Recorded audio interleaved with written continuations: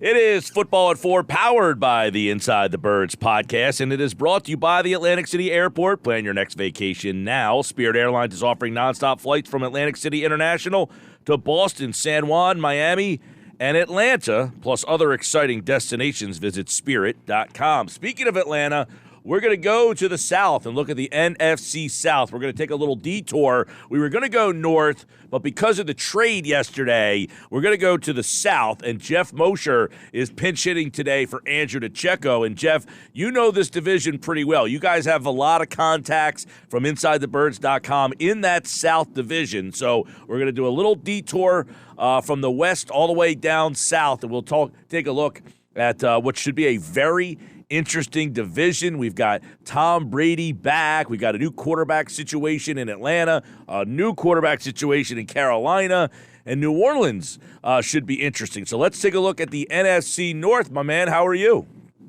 I'm good, Mike. I'm good. I'm excited to pinch hit here for Andrew and talk about teams that aren't the Eagles or the NFC East. So yeah, man. This will be fun. Well, he does a great job. You got a lot to you have a big wall to climb over here. All right, actually, I said north. We're going to the south. So let's start with Tom Brady. He's back. So let's start with that. Is Tom Brady back ultimately put them, this offense back at the same level? Or are you kind of wanting to see what level of Tom Brady we're going to get? No, I think I pretty much know what level of Tom Brady we're going to get. I mean, even if he's, 80% of vintage Tom Brady, he still has some of the best weaponry in the NFL. So it really shouldn't be much of a fall off. In fact, it would have been fascinating more so to see what the Buccaneers would have done going forward if Blaine Gabbert had to be their quarterback or if maybe Kyle Trask made that huge jump. But Tom Brady should be just fine having guys like Mike Evans and Chris Godwin and, Russell Gage has played well for them at certain times. And I know they got a receiver in Jalen Darden that they think can be sneaky good kind of player.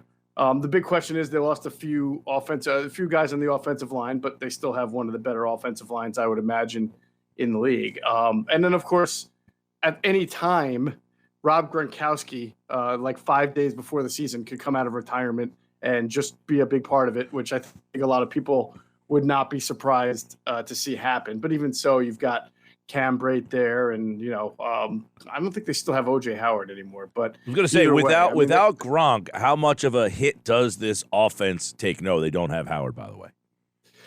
Yeah, obviously Gronk's been a huge safety valve and a weapon for Gronk. For Brady. But again, to me, it only impacts them if they lose a couple of guys to injuries. Godwin, Evans, they've got weapons, man. And Brady just is the best at being able to take a guy you never heard of. Like, remember, like Scotty Miller, right? Who's probably their fifth receiver now. He steps in there and he's had big games for them before. So I just imagine Cameron Brate, while he is not Rob Gronkowski, will be a chain mover for them in enough of capacity to make their offense work. Over on defense, obviously this is a really good defense, kind of underrated too. Shaq Barrett, Vita Vea, Levante David, White. There's Antoine Winfield Jr., Logan Ryan. I mean, there's not a lot of weaknesses on this defense, and I don't know that they get enough, attention. No, they don't. And, last year, a lot of people forgot how banged up at cornerback they were all year, pulling Richard Sherman, that he gets banged up. But when they're healthy, Jamil Dean, Sean Murphy, Bunting are a pretty good cornerback core, kind of an unheralded one. They don't get a whole lot of write-ups. They don't get a lot of acclaim compared to some of the best corners in the league. But what makes this defense really work and what makes those cornerbacks effective is that Todd Bowles sort of supports them by putting a lot of pressure on the quarterback. He's one of the heaviest blitzers in the NFL year after year. Last year, he did a surprising thing, which is he played a lot more zone, Mike, than he normally plays because of their injury situation, but he didn't dial down the blitzing that much. He just blitzed from zone looks, which is pretty rare in the NFL. But if somebody could think of ways to do it, that's Todd Bowles. And so they've got a lot of really good players on the front seven. They did lose Whitehead, who I thought was a good player. Tahir Whitehead, I think, was it? No. It was not. It's not Tahir. It's somebody else. Jordan Whitehead, who I thought would have been a good look for the Eagles, but he left in free agency. But they still have a tremendous number of really good players, and they just need to stay healthy. And the big thing you mentioned there, Bowles is now in. He is the new head coach. So a lot of new head coaches in this division, or two in this division, and both teams finished at the top last year. You had 13-4 Tampa Bay, New Orleans 9-8, and of course they're going to go with Jameis Winston. He'll be the quarterback there. They brought in Andy Dalton as well. Kamara, still an electric player. Michael Thomas, they went with Olave in the draft. They brought in Jarvis Landry. They still have Taysom Hill as a weapon. Is this offense one to watch? Yeah, I mean, they showed a lot of surprising faith, I guess, in Jameis Winston to really kind of carry the torch here coming off the injury and year two of replacing Drew Brees. Because, Mike, when they traded with the Eagles to give up a first-round pick next year, I think a lot of people, myself included, thought you don't make that kind of move unless you got your eyes on a quarterback. But they didn't. They just had their eyes on picking two players for their offense in the first round, one being Chris Olave, the other being Trevor Penning, the offensive lineman. So you look, and they have a good offensive line. You just mentioned the weaponry that they've got with Michael Thomas, Jarvis Landry, Olave added to the mix, and, of course, Alvin Kamara. The big questions are, does Mike Thomas come back from his, quite a while from injury at the same? Does he have the same kind of rapport with Jameis Winston that he did with Drew Brees? And, of course, what's going to become of Alvin Kamara, who was the fight in Las Vegas that he was involved with there? Is there going to be a long-term suspension or punishment from the league handed down to him? Because obviously he's one of the best weapons in the league, and he's a hard guy to replace if he's not on the field for them. I remember when Brian Westbrook would get hurt and they would bring in Carell Buckhalter, and Buck would have good games, but they had to run a different type of offense, Andy Reid did, because of the different skill sets between what Brian Westbrook did and what Carell Buckhalter did. And obviously that'll be Pete Carmichael, the offensive coordinator's job here, to figure out if he's without Kamara for a while. Yeah, that offense should be interesting. We know Eagle fans are watching what's going on with the Saints. A lot of fans are just writing them off, but as we just kind of looked at, they got a lot of interesting weapons on the offense. Their defense, Cam Jordan, Marcus Davenport, Demario Davis, Lattimore, Tyrann Mathieu, they signed him as well. So this defense is filled with some names. How are they going to be? Yeah, I like this defense. Now, again, as we talk about injury question marks, you've got Marcus May coming off a big one with the Jets. We'll see how he is, because they lost Marcus Williams and then they went for the 2-for-1 deal. We lost Marcus Williams. We'll try to sign Marcus May here on a sort of bargain deal because he's coming off an injury. And then they went out and spent the money on Tyrann Mathieu. Again, kind of a going for it move for a team that I don't know if people saw last year as just a few players away from being a Super Bowl. They missed the playoffs, but I think they won 9 games, right? They were 9-8. 9-8, yep. Either that, yeah, 9-8. And they felt like their offensive line, their defensive line, and these additions they make will probably, they feel like it'll help them compete in the division. I do think they're a very talented team. I always say, when you're strong in the O-line and D-line, you're going to be in games, and then it's up to your quarterback play and your coaching. And obviously those will be 2 question marks for the Saints going forward without Brees and for year 2, and of course with Dennis Allen as the head coach now. Yeah, new head coach there. Sean Payton's out. Dennis Allen is in. The Saints 9-8. There's a look at them. Tampa Bay won the division. New Orleans second, and then after that, you had 2 teams that really struggled along. Atlanta had a new coach last year, and now they got a new quarterback. Matt Ryan is out. And it looks like Marcus Mariota and Desmond Ridder are going to be fighting for that spot there. We would imagine Mariota, from his time with Art Smith in Tennessee, would be the favorite there. Cordell Patterson, who has kind of morphed himself into a running back. They've lost a lot of those mainstay wideouts that they had for years. Julio Jones, we know has gone. Calvin Ridley suspended. So we talked about weapons for Tampa and New Orleans. Not a lot of weapons at wide receiver here. They do have Kyle Pitts. Their offensive line has been a problem. This team looks like it could have a long season.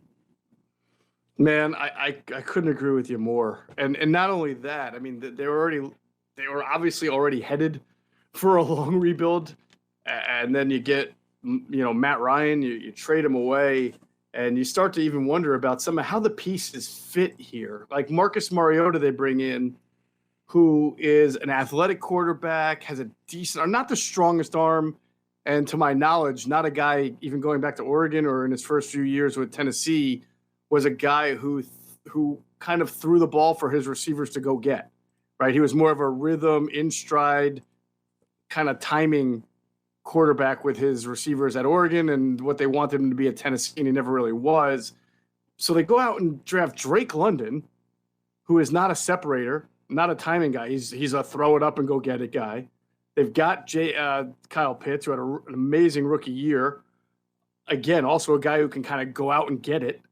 And you're putting that with Marcus Mariota. And I'm not sure that makes a whole lot of sense.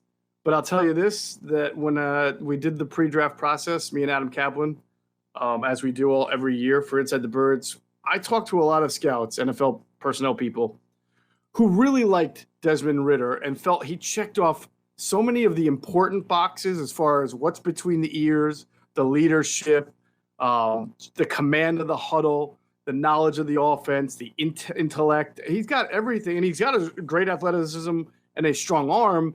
There was just an erratic, inconsistent film of him that they felt like if you could just get him with the right people and fine-tune it, he could be a good NFL quarterback. I don't know if they felt that in year one, but it's hard for me to think that this team isn't going to, at some point, turn to Desmond Ridder, because I just don't see them winning a whole lot of games early on. I would agree. Mariota, who was the second pick of the draft, he's really hasn't lived up to the hype in terms of what people thought he might be. They did win some games in Tennessee. Him and Art Smith have a familiarity, but they don't have a lot there. And then defense. This is a team, you look up and down the line defensively here, you're looking at, all right, who's the standout guy on this defense? Well, Grady Jarrett, he's a veteran, but other than that, there's not a lot of names that really jump off the page. Who are some guys on this Atlanta defense? And, again, it looks like a defense that will struggle this year.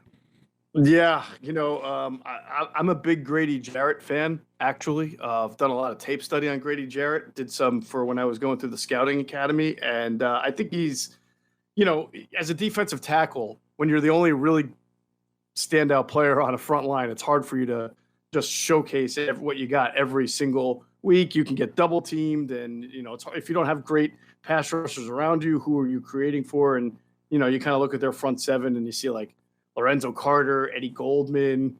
They drafted Arnold Ebiketie from Penn State in the first round. He's a good pass rusher. He's just a little bit raw. Like, I just don't see a whole lot in this front seven that's going to help complement what Grady Jarrett brings to the table. Right. And so I don't see this being a really, outstanding defense. I will tell you, AJ Terrell had a really nice year last year. He was their first round pick from, was he Virginia Tech, AJ Terrell? I forget where he went, but he had a really nice year. Casey Hayward, Richie Grant are guys in the secondary who they expect to play well, although Casey Hayward's getting up there. But again, just not a whole lot of all-around. They did draft the Montana State guy, Troy Anderson. He's going to be fun to watch. He's probably going to make some mistakes. I don't know if you know the story about this guy. Used to be a quarterback, an option quarterback, and they turned him into a linebacker at Montana State. But every once in a while, Mike, they'd snap the ball to him on offense, and he would run the ball. I mean, he's a tremendous athlete, and he'll be fun to watch. But they're far away. Yeah. They're really far away. In fact, Mike, real quick, I'm wondering if they thought by drafting Drake London, adding that to Kyle Pitts, and knowing that they're going to be pretty. I think they have an extra first-round pick from a trade. I have to go back and look, but I wonder if they thinking with Calvin Ridley going to come back in after this year, the next year, that if they draft a quarterback high in the draft next year, and you pair that with Drake London in year 2, Calvin Ridley coming back, Kyle Pitts year 3, and then what they expect from Arthur Smith as an offensive mind, I wonder if they just have their eyes on 2023 and being fairly competitive that year with Brady maybe out of the division by then. By the way, Terrell went to Clemson, not Virginia Tech. I'm sorry, you're right, Clemson. That's what it was. Yeah. Yeah. So an Atlanta team, as we saw last year, the Eagles opened up and lumped them up in the opener, and they're a team that's really struggling right now.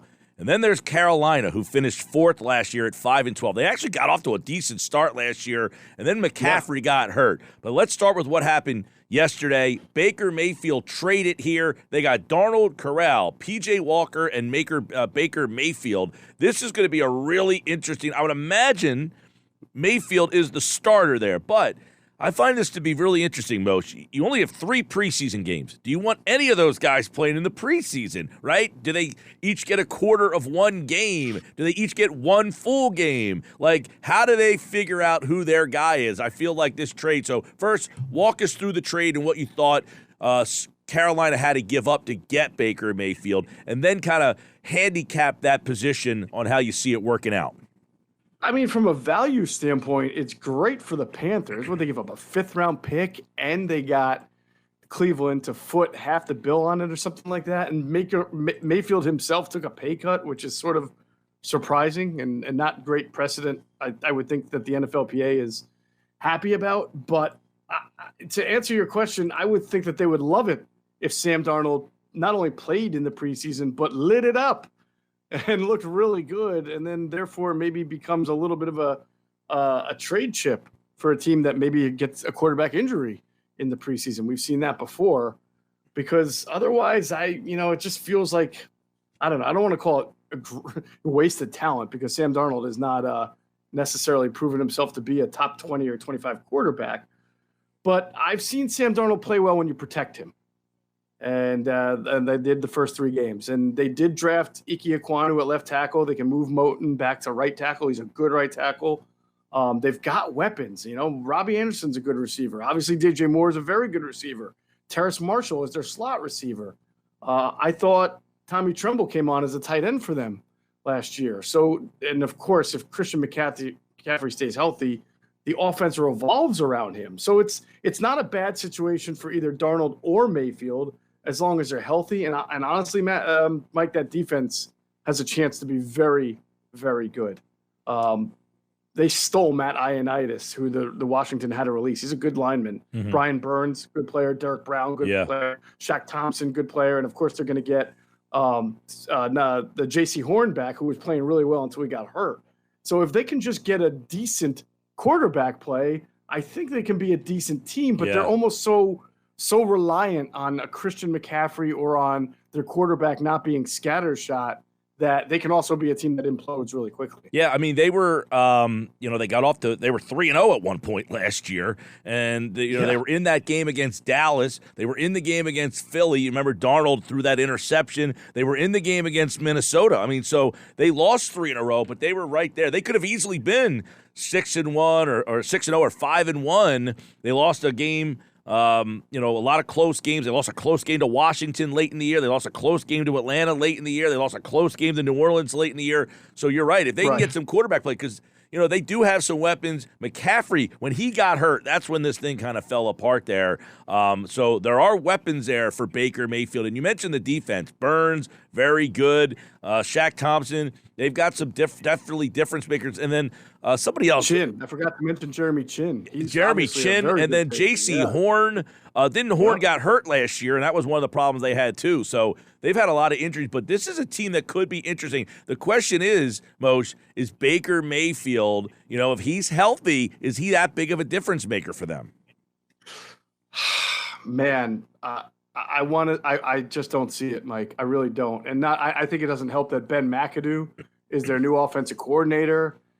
Matt Rule is clearly on the hot seat. It seems like, I know the owner just was in the news for something not good, not paying for something that it just feels like this team is battling itself, battling its own lack of depth, and too reliant on a lot of things to go the right way. There's talent there. The defense will keep them in games. And if everybody stays healthy and they can kind of keep everything focused, they got a shot.